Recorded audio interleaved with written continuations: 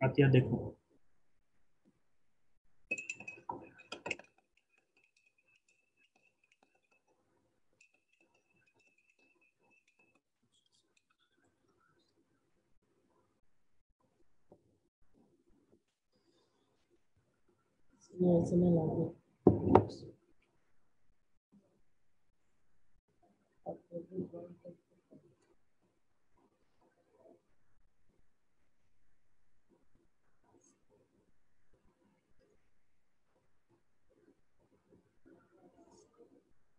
দেখা যায়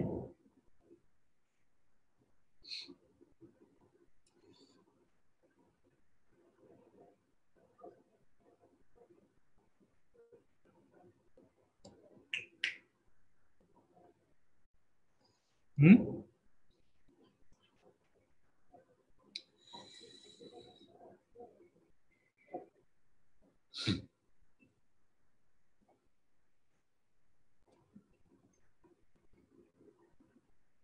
হুম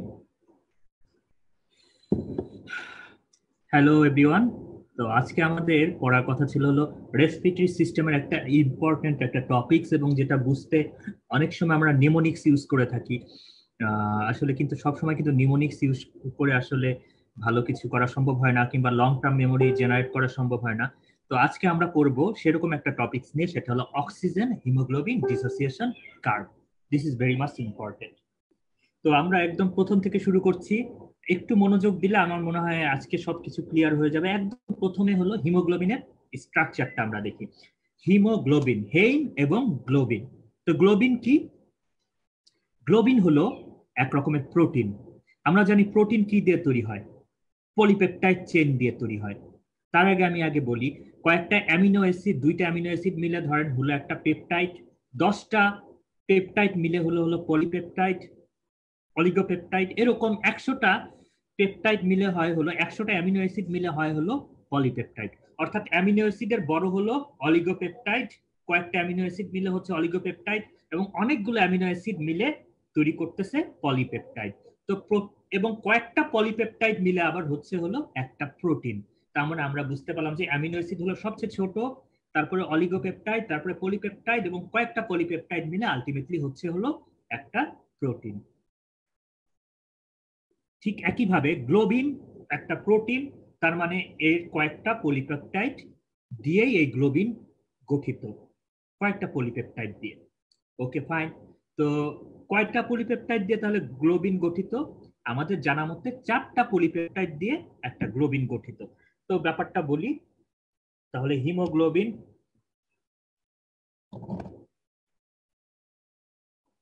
হিমোগ্লোবিন এটা তৈরি হয়েছিল 4টা গ্লোবিন চেইন দিয়ে। 4 গ্লোবিন চেইন। যেমন আমরা হেমাটোলজির মধ্যে পড়ে আসছি, চিন্তা করে দেখেন যে haemoglobin A is equal to alpha two beta two, অর্থাৎ দুইটা আলফা চেন দুইটা বেটা চেন। আমি একটু আঁকায় দেখাই দিচ্ছি। এইটা একটা আলফা চেইন, এইটা একটা আলফা চেইন, এইটা একটা বেটা চেইন, এইটা একটা বেটা চেইন। তার মানে দুইটা আলফা, দুইটা বেটা, টোটাল হলো 4টা চেইন হলো এখানে। 2 আলফা, 2 বেটা, এইটাকে আমরা বলতেছি হিমোগ্লোবিন এ। আমি আশা করি বোঝাতে পারছি। এই বেটার জায়গায় যদি দুইটা ডেল্টা হতো তাহলে হতো হিমোগ্লোবিন A2, যদি দুইটা গামা হতো তাহলে হতো হিমোগ্লোবিন এফ, যেটা ফিটাসদের দেহে থাকে। তো এই হলো একটা চেইন দিয়ে একটা হিমোগ্লোবিন গঠিত, মানে গ্লোবিন গঠিত 4টা গ্লোবিন চেইন দিয়ে। এবং প্রত্যেকটা চেইনের সাথে আবার একটা করে হিম লাগানো থাকে, নাম হয়েছিল হিমোগ্লোবিন। হিম এবং গ্লোবিন, প্রত্যেকটা গ্লোবিন চেইনের সাথে লাগানো থাকে একটা করে হিম।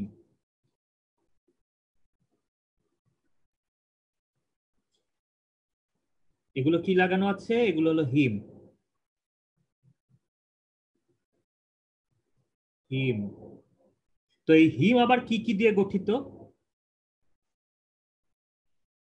Porphyrin ring plus ferrous. Porphyrin ring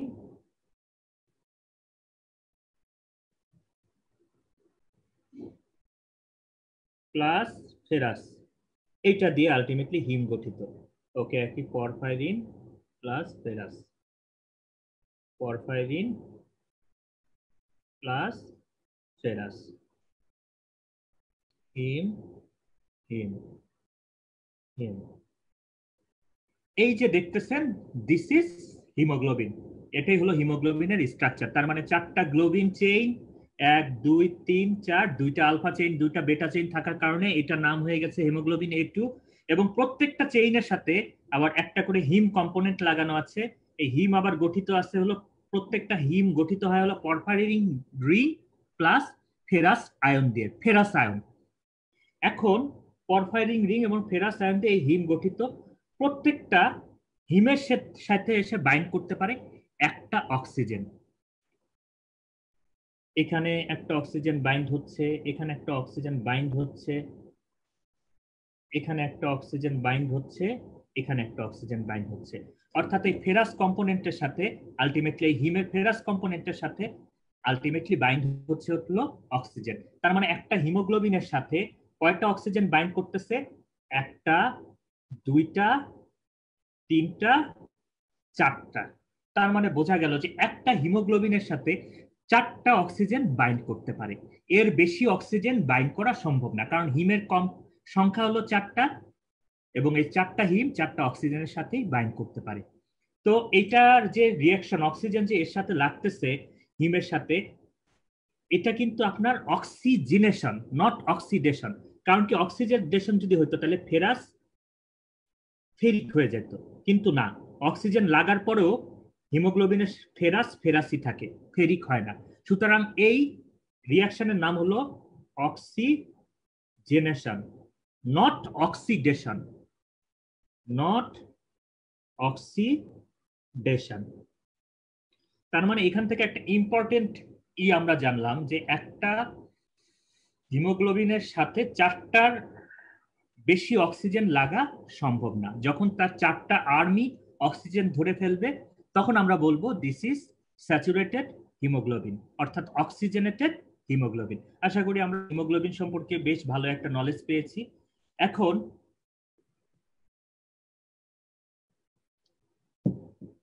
আমরা জানতে পারছি যে 4টা অক্সিজেন একটা হিমোগ্লোবিনের সাথে লাগে। তো একটা হিমোগ্লোবিনের, তার মানে রিয়াকশনটা হয় এরকম, আমাদের হিমোগ্লোবিনের টোটাল চেইন কয়টা থাকে? 4টা চেইন থাকে, এবং এর সাথে টোটাল অক্সিজেন লাগে হলো O2, একটা অক্সিজেন লাগলো, তার মানে রিয়াকশন হবে হলো Hb4 প্লাস O2। সেকেন্ডটা লাগবে যখন Hb4,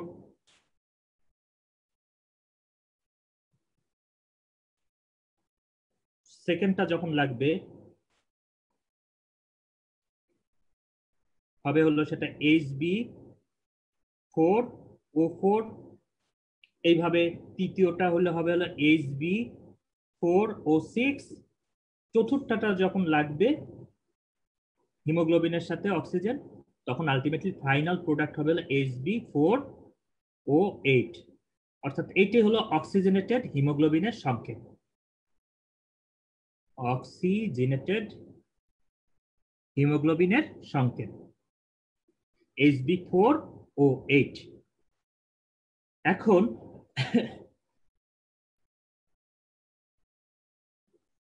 1 গ্রাম হিমোগ্লোবিনের সাথে 1 গ্রাম হিমোগ্লোবিনের সাথে বাইন্ড করে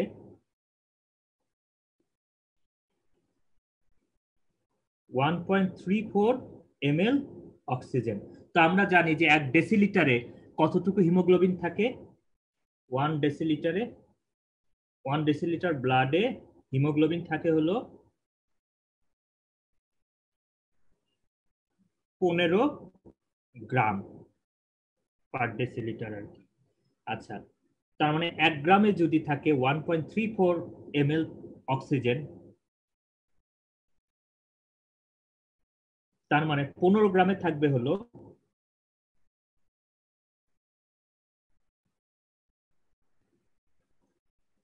15 গুণন 1.34 20.1 ml অক্সিজেন, অর্থাৎ 1 ডেসিলিটারে থাকে 1 ডেসিলিটার ব্লাডে থাকে 15 গ্রাম হিমোগ্লোবিন, এবং আলটিমেটলি বোঝা যাচ্ছে যে এই 15 গ্রাম হিমোগ্লোবিন 20.1 ml অক্সিজেন বহন করার কথা, যদি সম্পূর্ণ ওই 15 গ্রাম হিমোগ্লোবিনই অক্সিজেনেটেড থাকে। অর্থাৎ 15 গ্রাম হিমোগ্লোবিনে যদি অক্সিজেনেটেড থাকে সেক্ষেত্রে 1 ডেসিলিটার ব্লাডে টোটাল 21 ml অক্সিজেন থাকে। কিন্তু আমরা জানি যে আমাদের আর্টারিয়াল ব্লাডে অক্সিজেন স্যাচুরেশন থাকে হলো 97.5%। কারণ কি আমি বলছি, আর্টারিয়াল ব্লাডে হিমোগ্লোবিন স্যাচুরেশন 97.5%। কারণ কি, বিকজ কিছু ব্লাড কন্ডাক্টিং এরিয়া থেকে কন্ডাক্টিং এরিয়া অফ লাং থেকে ডিরেক্ট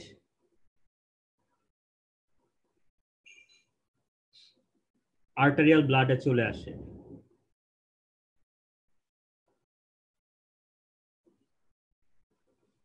অর্থাৎ এরা অক্সিজেনেটেড হয় না, ওরা লাং দিয়ে পাস করে না, ওরা ডিরেক্ট আর্টারিয়াল ব্লাডে চলে আসে। সুতরাং এই ডিঅক্সিজেনেটেড ব্লাডের জন্য, ব্লাড বাইপাসের জন্য অক্সিজেন স্যাচুরেশন 100 এর জায়গায় হয়ে যায় 97.5%। এই কারণে 97.5% স্যাচুরেশনের কারণে দেখা যায় যে 1 ডেসিলিটার ব্লাডে অক্সিজেন থাকার কথা ছিল 20.1 ml, সেই জায়গায় থাকে 19.4 ml। তার মানে নর্মালি 1 ডেসিলিটার ব্লাডে অক্সিজেন থাকে হলো 90.4 ml। 19.4 ml অক্সিজেন থাকে 1 ডেসিলিটার ব্লাডে।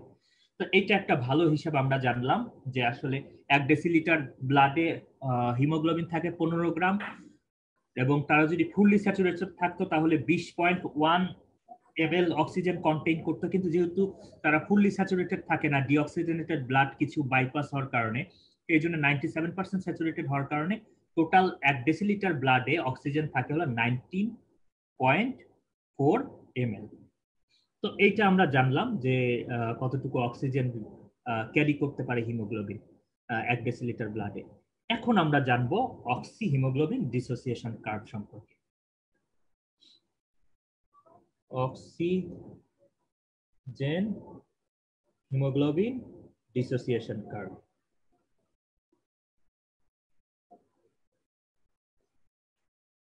এটা মানে হলো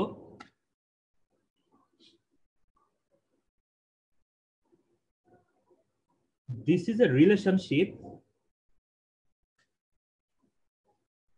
between percentage, আমি বুঝাই দেব সমস্যা নাই, percentage of hemoglobin saturation with oxygen to partial pressure of oxygen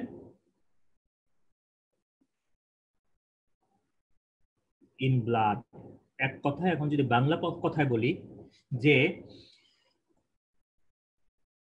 কত ব্লাডের আপনার অক্সিজেন কি বলে হিমোগ্লোবিন কতটুকু স্যাচুরেশন আছে এবং কত প্রেসারে, অক্সিজেনের প্রেসারে কতটুকু হিমোগ্লোবিন স্যাচুরেশন আছে ব্লাডে, এইটার যে রিলেশনশিপ, এইটাকে আমরা বলি oxygen haemoglobin dissociation curve. This is relationship between percentage of haemoglobin saturation, কতটুকু হিমোগ্লোবিন স্যাচুরেটেড আছে, and partial pressure of oxygen কত ব্লাডে। অর্থাৎ আমি ব্যাপারটা বোঝাচ্ছি, ধরেন এইটা একটা গ্রাফ, গ্রাফের এই দিকে আছে হলো পার্শিয়াল প্রেশার অফ অক্সিজেন, অর্থাৎ অক্সিজেনের চাপ ব্লাডে কতটুকু, আর এই সারিতে আছে হলো হিমোগ্লোবিন স্যাচুরেশন উইথ অক্সিজেন। 10, 20, 30, 40, 50, 60, 70, 80, 90, 100, ধরেন এটা 100, আর এটা 10, 20, 30, 40, 50, 60, 70, এরকম। এখন দেখেন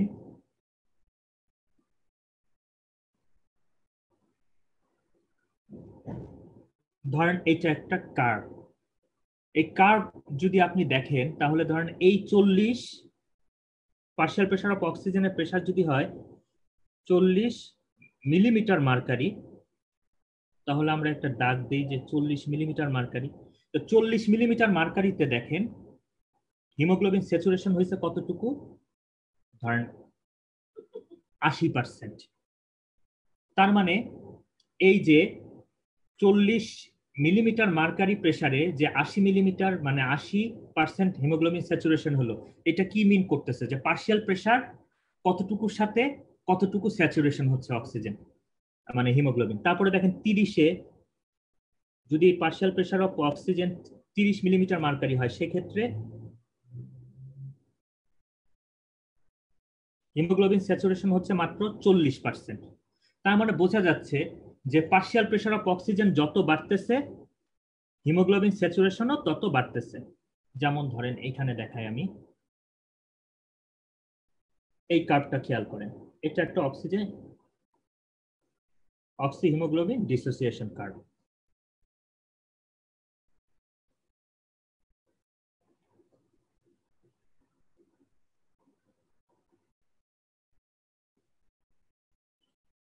দেখেন ধরেন এখানে 10-20 মিলিমিটার যখন মার্কারি ছিল প্রেসার, তখন অক্সিজেন স্যাচুরেশন ছিল হলো, হিমোগ্লোবিনের স্যাচুরেশন ছিল অক্সিজেন দিয়ে হলো মাত্র 20%। 30-এ কত, 40-এর একটু বেশি, 40% হিমোগ্লোবিন স্যাচুরেটেড ছিল 30 millimetre mercury partial pressure of oxygen. তারপরে দেখেন এইভাবে 50-এ দেখেন, 50 যখন মিলিমিটার মার্কারি প্রেসার ছিল পার্শিয়াল প্রেসার অফ অক্সিজেনের, অর্থাৎ অক্সিজেনের চাপ যখন ব্লাডে 50 মিলিমিটার মার্কারি ছিল, তখন দেখেন 50 বরাবর উপরে ওঠেন, দেখেন কাট হয়েছে এই জায়গায়। তার মানে অক্সিজেন স্যাচুরেশন তখন হয়েছিল 80%, অর্থাৎ 80% হিমোগ্লোবিন তখন অক্সিজেনে স্যাচুরেটেড হয়ে গেছে। ঠিক একইভাবে যত এই দিকে যাচ্ছেন তত অক্সিজেনের চাপ বাড়তেছে ব্লাডে, এবং তত বেশি হিমোগ্লোবিন অক্সিজেন দিয়ে স্যাচুরেটেড হচ্ছে। এইটাই হলো অক্সিজেন হিমোগ্লোবিন ডিসোসিয়েশন কার্ভ। যেমন দেখেন একদম 100 মিলিমিটার মার্কারি প্রেসারে যখন অক্সিজেনের চাপ হয়ে গেছে 100 মিলিমিটার মার্কারি, তখন দেখেন অক্সিজেন প্রায় 100% স্যাচুরেটেড হয়ে গেছে। এবং সেটা স্যাচুরেশন হওয়ার পরে আমরা জানি যে হিমোগ্লোবিন যদি 100% স্যাচুরেশন হয়, ওর 4টা হাত যদি ব্লক হয়ে যায়, 4টা হাত দিয়ে যদি 4টা অক্সিজেন ধরে রাখে, তারপরে জোর করে ওকে আর অক্সিজেন নামাইতে পারবেন না। সুতরাং তারপরে 100% স্যাচুরেশন হওয়ার পরে সেটা প্লেন লাইন হিসেবে এই দিকে যাবে, ডানের দিকে যাবে। তো এইটা হলো অক্সিজেন হিমোগ্লোবিন ডিসোসিয়েশন কার্ভ। এখন রাইট শিফট কি লেফট শিফট কি এইটা আমাদের বুঝতে হবে।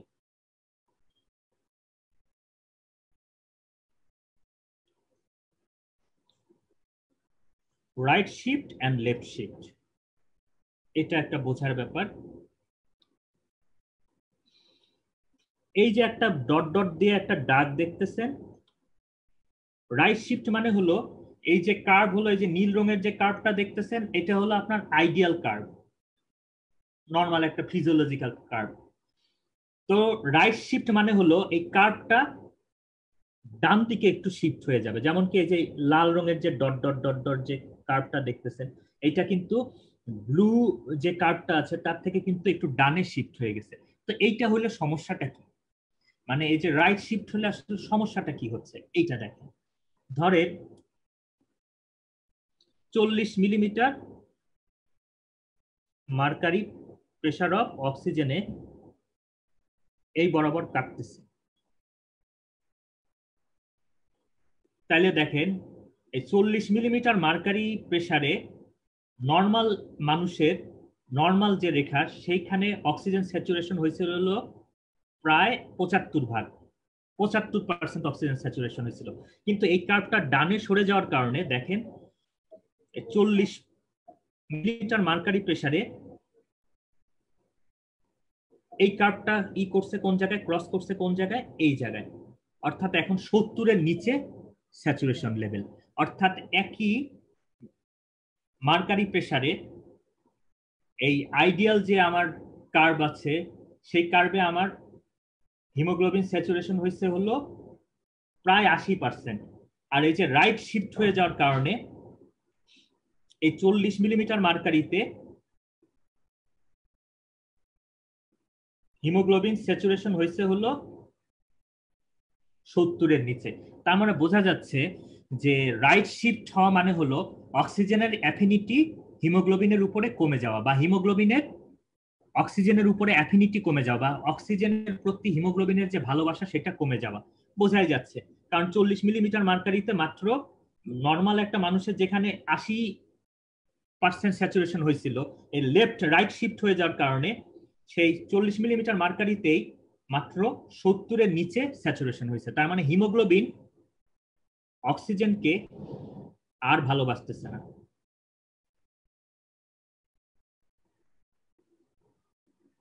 রাইট শিফট, রাইট শিফট মানে হলো হিমোগ্লোবিন অক্সিজেনকে আর ভালোবাসে না। যত বেশি রাইট শিফট হতে থাকবে তত বেশি হিমোগ্লোবিন অক্সিজেনের প্রতি ভালোবাসা হারাতে শুরু করবে। তো এইটা হলো রাইট শিফট। আর লেফট শিফট মানে হলো, আবার ধরেন আমি আরেকটু করে দেখাই দিচ্ছি, ধরেন আরো রাইট শিফট যদি হতো,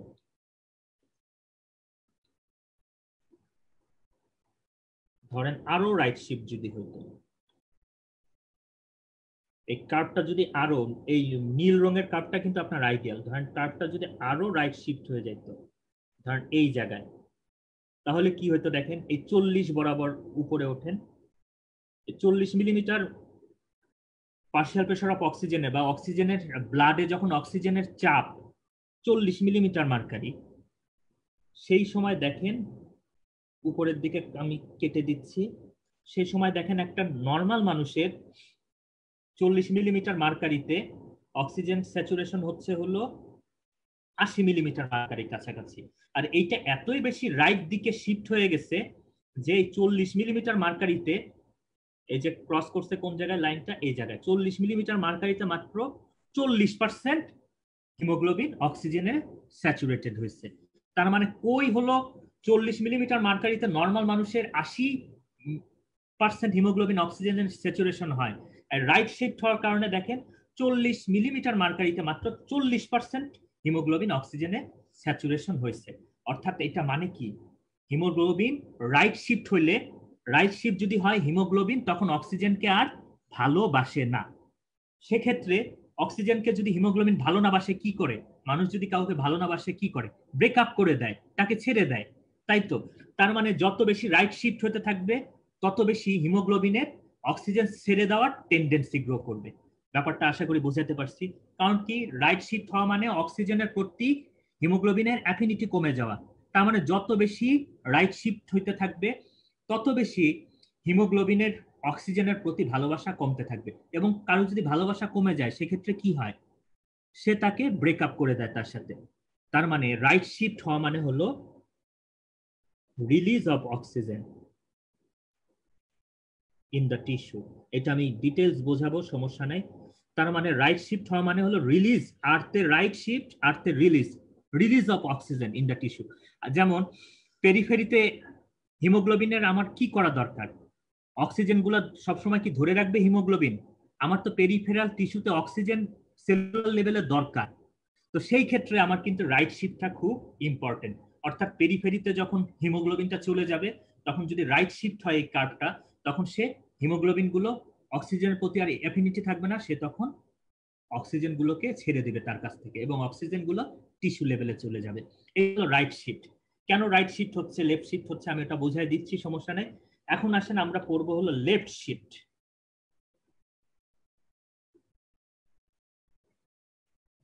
একই কথা, লেফট শিফট মানে হলো অক্সিজেনের প্রতি হিমোগ্লোবিনের ভালোবাসা বা অ্যাফিনিটি বেড়ে যাওয়া। যেমন ধরেন এখানে যে সবুজ রঙের যে ইটা দেখতেছেন কার্ভটা, এটা হলো লেফট শিফট, কারণ এটা হলো এই যে লেফটের দিক, নীল রঙের কার্ভ থেকে দেখেন কিছুটা লেফটে চলে আসছে এই কার্ভটা, সুতরাং এটা লেফট শিফট। তাহলে লেফট শিফট হলে মজাটা কোন দিকে? এই 40 মিলিমিটার মার্কারি প্রেসারে, অক্সিজেন প্রেসারে, 40 মিলিমিটার অক্সিজেন প্রেসারে আমরা এটা উপরের দিকে ক্রস করি, কেটে দেই, দেখি কে কোন জায়গায় কাটলো। এই 40 millimetre oxygen partial pressure of oxygen প্রেসারে বা অক্সিজেন টেনশন যখন 40 মিলিমিটার মার্কারি হয়, তখন দেখেন রাইট শিফটেড একটা কার্ভে অক্সিজেন স্যাচুরেশন হয় মাত্র 65, নর্মাল একটা কার্ভে অক্সিজেন স্যাচুরেশন হয় 75, এবং এই যে লেফট শিফট, যেটা লেফট শিফট মানে সবুজ রঙের যে কার্ভটা, এই লেফট শিফটে দেখেন অক্সিজেন স্যাচুরেশন হয়েছে প্রায় 85%। তার বোঝা যাচ্ছে যত বেশি লেফট শিফট হবে, অক্সিজেন স্যাচুরেশন হওয়ার প্রবণতা তত বেশি বাড়বে, বা হিমোগ্লোবিন অক্সিজেনকে তত বেশি ভালোবাসতে শুরু করবে। তার মানে লেফট শিফট মানে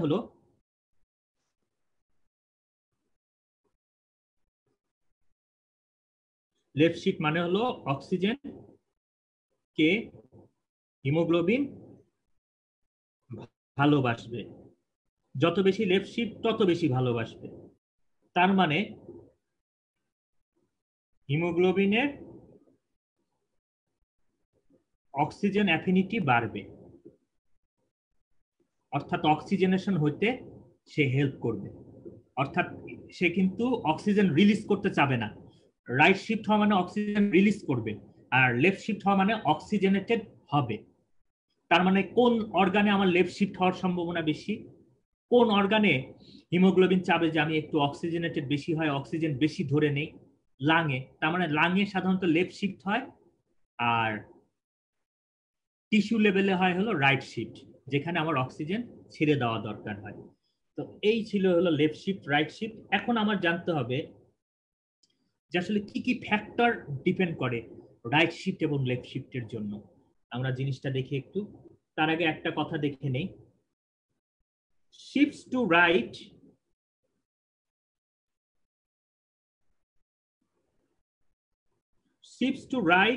is equal to, for given oxygen tension, there is decreased saturation of hemoglobin with oxygen, that is enhanced oxygen delivery to tissue। অর্থাৎ যত বেশি ডানে কার্ভ শিফট করবে, তত অক্সিজেনের প্রতি তার হিমোগ্লোবিনের অ্যাফিনিটি কমতে থাকবে, তত হিমোগ্লোবিন অক্সিজেনকে ছেড়ে দিবে, যেমন পেরিফেরাল টিস্যুতে এই জিনিসটা হয়। তারপরে শিফট টু লেফট মানে হলো একটা গিভেন অক্সিজেন টেনশনে, যেমন 40 মিলিমিটার মার্কারিতে হিমোগ্লোবিনের অক্সিজেনের অ্যাফিনিটি বাড়বে। যেমন আমরা কিছুক্ষণ আগে দেখে আসছি যে লেফট শিফট হলে অক্সিজেন স্যাচুরেশন একটা গিভেন মিলিমিটার মার্কারি প্রেসারে আরো বাড়ে, যে জায়গায় 75 ছিল নর্মাল ক্ষেত্রে, লেফট শিফট হওয়ার জন্য ওই গিভেন অক্সিজেন টেনশনে প্রায় 85% হিমোগ্লোবিন স্যাচুরেশন হয়ে যায়। তার মানে হিমোগ্লোবিন তত বেশি অক্সিজেনকে ভালোবাসে লেফট শিফটের ক্ষেত্রে। এবং সেই জিনিসটা কোথায় হয়? যদি লেফট শিফট হইতে থাকে তাহলে সেটা decrease delivery of oxygen in the tissue. যদি সে অক্সিজেনকে ভালোই বাসে হিমোগ্লোবিন, তাহলে সে কখনোই অক্সিজেনকে পেরিফেরাল টিস্যুতে ছাড়তে চাবে না। এই ঘটনাটা হয় কোথায়? এই ঘটনাটা হয় হলো লাঙে। লাঙে তার মানে হয় লেফট শিফট, এবং টিস্যু লেভেলে হয় হলো রাইট শিফট। কারণ লাঙে আমার অক্সিজেনেশন হওয়া দরকার হিমোগ্লোবিনের, আর টিস্যুতে আমার অক্সিজেন রিলিজ করা দরকার। অর্থাৎ ওই ক্ষেত্রে টিস্যু লেভেলে গিয়ে আমার হিমোগ্লোবিন যেন অক্সিজেনের প্রতি অ্যাফিনিটি কমায় ফেলে, এইটাই আমরা চাই। আচ্ছা, তো কোন কোন ক্ষেত্রে কার্ভ রাইট দিকে শিফট করে এটা আমাদের জানতে হবে।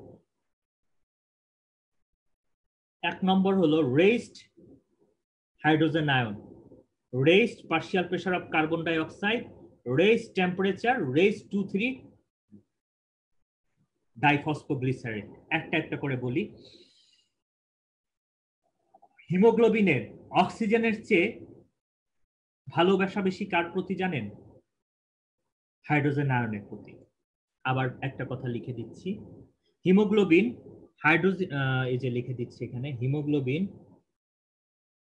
অক্সিজেনের চেয়ে হাইড্রোজেন আয়নকে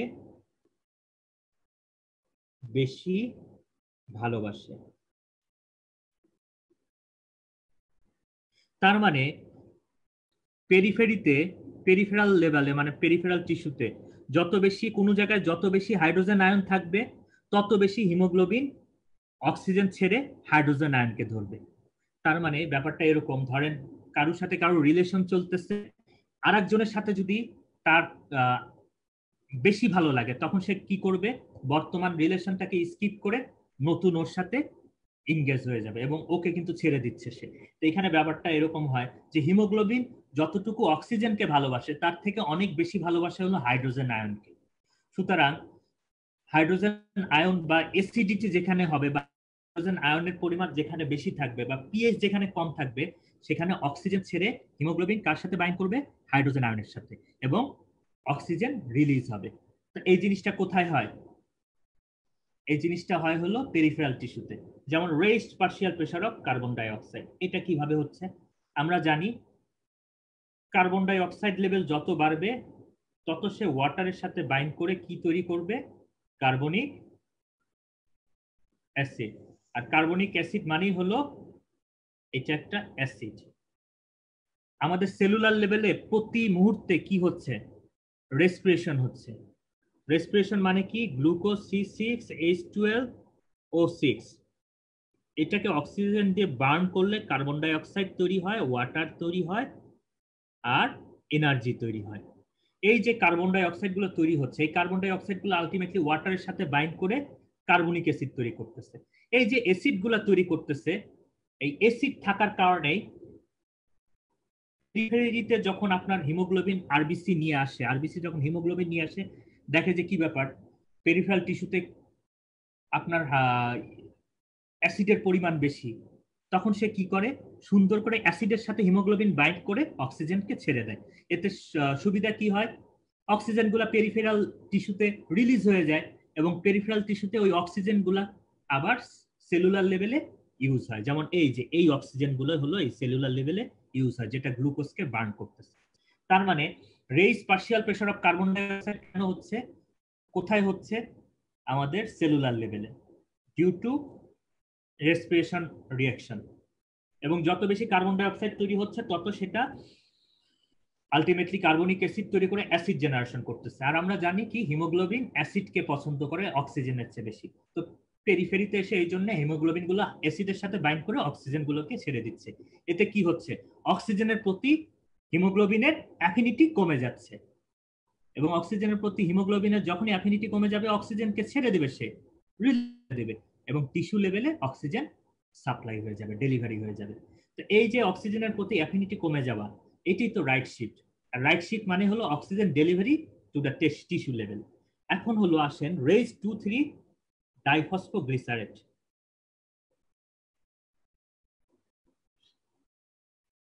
2,3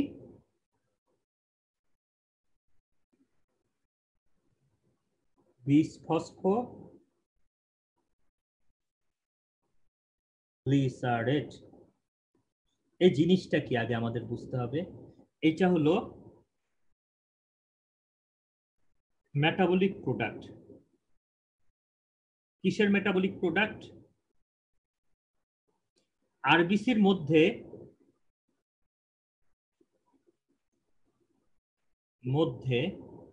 যে গ্লাইকোলাইসিস হয়,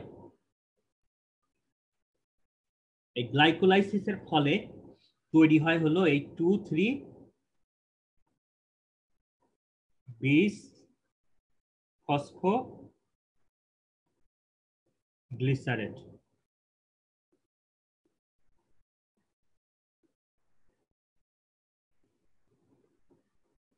বা ডাইফসফোগ্লিসারেট, একই কথা। সংক্ষেপে আমরা এইভাবে লিখতে পারি 2,3-ডাইফসফোগ্লিসারেট। তার মানে আরবিসির মধ্যে নিয়মিত গ্লাইকোলাইসিস হচ্ছে এবং সেখান থেকে তৈরি হচ্ছে হলো 2,3-ডাইফসফোগ্লিসারেট। তো এইটা হলো মেইনলি একটা অ্যানায়ন এবং এর তীব্র অ্যাফিনিটি আছে কার প্রতি? 2,3-বিসফসফোগ্লিসারেট। এর তীব্র অ্যাফিনিটি আছে হলো বা ভালোবাসা আছে হলো বেটা চেইন অফ হিমোগ্লোবিন। ব্যাপারটা বোঝাচ্ছি। আমরা দেখেছিলাম যে হিমোগ্লোবিন কি দিয়ে তৈরি? দুইটা আলফা চেইন আর দুইটা বেটা চেইন। হিমোগ্লোবিন এ বিশেষ। তো এই 2,3-বিসফসফোগ্লিসারেট বা ডাইফসফোগ্লিসারেট ও পছন্দ করে হলো সবচেয়ে বেশি বেটা চেইন অফ হিমোগ্লোবিনকে। তার মানে যত বেশি 2,3-ডাইফসফোগ্লিসারেট তৈরি হবে তত বেশি তারা বেটা চেইনের সাথে বাইন্ড করবে এবং তত বেশি এই বেটা চেইনের অক্সিজেন গুলো লাগানো ছিল। আমরা জানি যে আলফা চেইন, বেটা চেইন প্রত্যেকটা চেইনের সাথে একটা করে অক্সিজেন লাগানো থাকে। এই যে 2,3-বিসফসফোগ্লিসারেট বা ডাইফসফোগ্লিসারেট যে চেইনের সাথে লাগলো বা বেটা চেইনের সাথে লাগলো, সেখান থেকে অক্সিজেন রিলিজ হয়ে বাইরে বের হয়ে আসে। সুতরাং এখানে বোঝা যাচ্ছে 2,3-ডাইফসফোগ্লিসারেট যত বেশি হবে তত বেশি হিমোগ্লোবিনের অক্সিজেনের প্রতি অ্যাফিনিটি কমবে।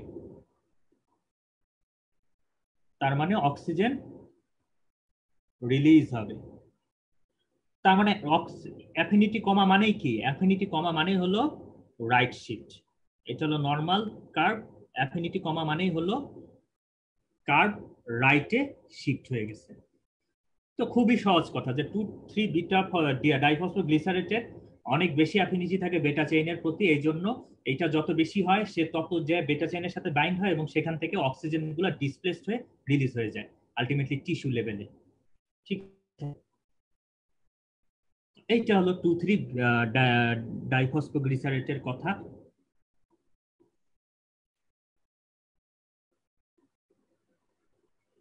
তার মানে 2,3-বেটা-ডাইফসফোগ্লিসারেটের ক্ষেত্রেও আপনার কি বলে কার্ব রাইট দিকে শিফট হয় এবং সেটা অক্সিজেন ডেলিভারি রেইজ করে। আর একটা হলো রেইজ টেম্পারেচার, অর্থাৎ এক্ষেত্রে সবকিছুই দেখেন রেইজড। রাইট শিফট হয় হলো সবকিছুই রেইজড এর কারণে। রেইজড হাইড্রোজেন আয়ন বা acid, raised partial pressure of carbon dioxide, raised two three diphosphoglycerate এবং রেইজড টেম্পারেচার। যত বেশি টেম্পারেচার হবে তত বেশি মেটাবলিজম হবে, আলটিমেটলি তত বেশি আপনার কার্বন ডাই অক্সাইড তৈরি হবে। আর যত বেশি কার্বন ডাই অক্সাইড তৈরি হবে তত বেশি কার্বন ডাই অক্সাইড ওয়াটারের সাথে বাইন্ড করে অ্যাসিড তৈরি করবে এবং তত বেশি হিমোগ্লোবিন অ্যাসিডের সাথে বাইন্ড করবে এবং অক্সিজেন রিলিজ করবে। তার মানে raised acid, raised partial pressure of carbon die oxide, raised two three diphosphoglycerate এবং রেইজড টেম্পারেচার, এই চারটাতেই হলো অক্সিজেন কাপ রাইট দিকে শিফট করে এবং সেক্ষেত্রে কি হয়? অক্সিজেন পেরিফেরাল টিস্যুতে ডেলিভারি দেওয়া আমার পক্ষে সহজ হয় হিমোগ্লোবিনের পক্ষে। আর লেফট শিফট কোন দিকে হয়? লেফট শিফট মানে হলো অক্সিজেন এতক্ষণ, হিমোগ্লোবিন এতক্ষণ অক্সিজেনকে ঘৃণা করত, অ্যাফিনিটি কমে গেছিল রাইট শিফট হওয়ার কারণে। আর লেফট শিফট হলে কি হয়? পুরাতন প্রেম জেগে ওঠে। অর্থাৎ যত বেশি লেফট শিফট হবে হিমোগ্লোবিন অক্সিজেনকে তত বেশি তীব্রভাবে ভালোবাসা শুরু করবে। সোজা কথা। যেমন চিন্তা করেন, লাঙে কি কোনো কার্বন ডাই অক্সাইড পাওয়ার কথা আপনার লাঙে যখন নিঃশ্বাস নিচ্ছেন? না। যত বেশি আপনি নিঃশ্বাস নিচ্ছেন ইনস্পিরেটরি মানে যে ইটা আছে ভলিউম আছে সেই জায়গায় কিন্তু অক্সিজেনের পরিমাণ বেশি থাকে, কার্বন ডাই অক্সাইডের পরিমাণ কম থাকে। কার্বন ডাই অক্সাইডের পরিমাণ বেশি থাকে হলো পেরিফেরাল টিস্যুতে। সুতরাং কার্বন ডাই অক্সাইডের পরিমাণ যত কমতে থাকবে অক্সিজেনের প্রতি অ্যাফিনিটি তার তত বাড়তে থাকবে। তার মানে লাঙে যেহেতু কার্বন ডাই অক্সাইডের টেনশন কম থাকে, সুতরাং হিমোগ্লোবিন হিউজ ভাবে অক্সিজেনের সাথে ইগারলি বাইন্ড করতে শুরু করে, অর্থাৎ তার অ্যাফিনিটি বাড়তে থাকে। লো অ্যাসিড লেভেল, একই কথা। লাঙে কি কোনো অ্যাসিড লেভেলের কোনো ব্যাপার স্যাপার আছে? অ্যাসিড প্রোডাকশন হয় হলো পেরিফেরাল টিস্যুতে। সুতরাং লাঙে যেহেতু হাইড্রোজেন আয়ন বা অ্যাসিড কম তৈরি হচ্ছে, সেক্ষেত্রে অ্যাসিড যেহেতু নাই, হাইড্রোজেন আয়ন যেহেতু নাই, তাহলে হিমোগ্লোবিন কার সাথে বাইন্ড করবে? যেহেতু সে যাকে পছন্দ করতো সেই নাই, তাহলে সে অন্য কারোর সাথে রিলেশন করবে, অর্থাৎ সেক্ষেত্রে হিমোগ্লোবিন অক্সিজেনের সাথেই বাইন্ড করবে। কিন্তু ওখানে যদি হাইড্রোজেন আয়নের পরিমাণ বেশি থাকতো, তাহলে হিমোগ্লোবিন যে হাইড্রোজেন আয়নের সাথে বাইন্ড করতো, তখন অক্সিজেনের সাথে আর বাইন্ড করতো না। লো হাইড্রোজেন আয়ন, সুতরাং এখন অক্সিজেন বেশি, সুতরাং অক্সিজেনের সাথে বাইন্ড করবে। লো 2,3 ডাইফসফোগ্লিসারেট, কিছুক্ষণ আগে দেখে আসলাম। ডাইফসফোগ্লিসারেট যত কম হবে তত সেগুলো বেটা চেইনের সাথে বাইন্ড করবে, তত মানে যত কম হবে 2,3 ডাইফসফোগ্লিসারেট তত কম সে বেটা চেইনের সাথে বাইন্ড করবে এবং তত কম অক্সিজেন ডিসপ্লেসড হবে। অর্থাৎ অক্সিজেনের অ্যাফিনিটি কিন্তু হিমোগ্লোবিনের সাথে এক্ষেত্রে বেড়ে গেল। একই কথা লো টেম্পারেচার, মানে এটার উল্টা। লো টেম্পারেচার, লো মেটাবলিক পাথওয়ে, লো কার্বন ডাই অক্সাইড প্রোডাকশন, লো অ্যাসিড প্রোডাকশন। যত কম অ্যাসিড তৈরি হবে তত হিমোগ্লোবিন অ্যাসিডের সংস্পর্শে কম আসবে, সুতরাং হিমোগ্লোবিন তখন অক্সিজেনের সাথে বেশি বাইন্ড করবে। আরো ব্যাপার আছে, সেটা হলো হিমোগ্লোবিন এফ বা ফিটাল হিমোগ্লোবিন। ফিটাল হিমোগ্লোবিনের কাহিনীটা আমরা এখন বলবো, খুব মজার একটা কাহিনী। ফিটাল হিমোগ্লোবিন,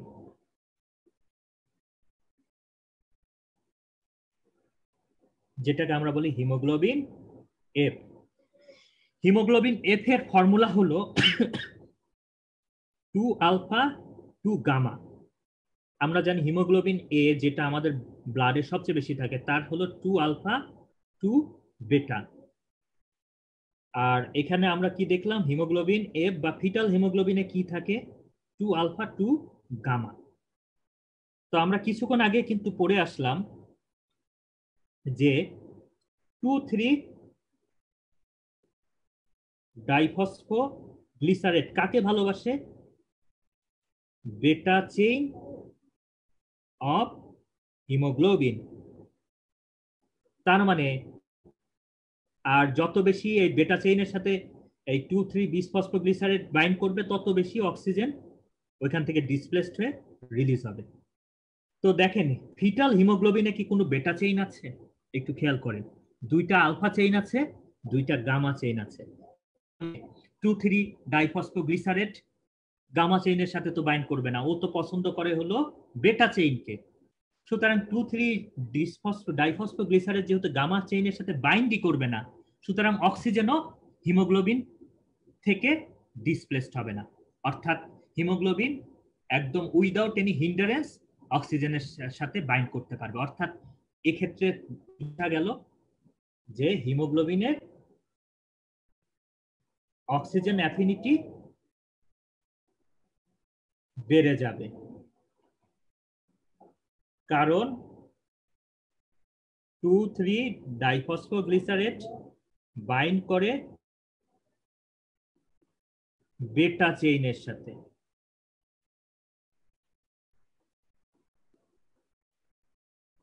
আর ফিটাল হিমোগ্লোবিনে থাকে গামা চেইন, তাই সেখান থেকে অক্সিজেনকে সে ডিসপ্লেসড করে না। Okay fine. তার মানে কি বোঝা গেল? যে ফিটাল হিমোগ্লোবিনে এইচবিএফ এ কার্ভ কোন দিকে যাবে? অক্সিজেন হিমোগ্লোবিন ডিসোসিয়েশন কার্ভ কোন দিকে যাবে? লেফট না রাইট? লেফট মানে হলো ইনক্রিজ অক্সিজেনেশন বা ইনক্রিজ অক্সিজেন অ্যাফিনিটি, আর রাইট শিফট মানে হলো ডিক্রিজ অক্সিজেন অ্যাফিনিটি। অ্যাফিনিটি মানে হলো ভালোবাসা বা জড়িয়ে ধরা। তো হিমোগ্লোবিন এফ এর তাহলে কোন দিকে যাবে? কার্ভ, লেফটে না রাইটে? অ্যাফিনিটি এখানে হিমোগ্লোবিন এফ এর সাথে অক্সিজেনের বেশি না কম? অবশ্যই বেশি, কারণ এখানে তো 2,3-ডিসফসফোগ্লিসারাইড মানে কুটনামি করতে পারতেছে না। সুতরাং ইন দ্যাট কেস বোঝা যাচ্ছে যে লেফট শিফট হয়।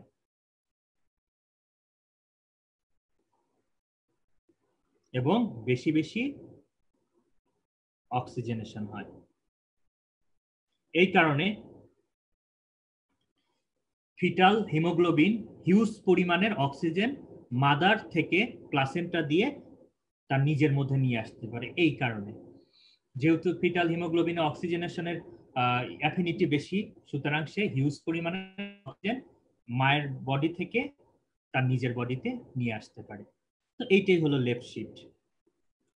তো তার মানে আমরা যে জিনিসগুলো শিখলাম তার মধ্যে ছোট একটু করে কথা বলি। আচ্ছা, এক্সারসাইজে তাহলে কোন শিফট হবে বলেন তো? এক্সারসাইজে কি হবে? আচ্ছা, এক্সারসাইজে আপনার কি দরকার হয় বলেন তো? আপনার এনার্জি বেশি তৈরি করা দরকার হয়। তখন প্রত্যেকটা কোষে এনার্জি বেশি তৈরি করতে হলে আপনার কি দরকার? অক্সিজেন বেশি দরকার টিস্যুতে, পেরিফেরাল টিস্যুতে। তো এখন একটা জিনিস চিন্তা করেন, আপনি যখন দৌড়াদৌড়ি করতেছেন, তার মানে আপনার সেলের মধ্যে, প্রত্যেকটা কোষের মধ্যে কি বেড়ে যাচ্ছে? এনার্জি তৈরি বেড়ে যাচ্ছে, রেসপিরেশন বেড়ে যাচ্ছে। কার্বন ডাই অক্সাইডের সাথে অক্সিজেন বাইন্ড করে আপনার আলটিমেটলি মানে সরি গ্লুকোজের সাথে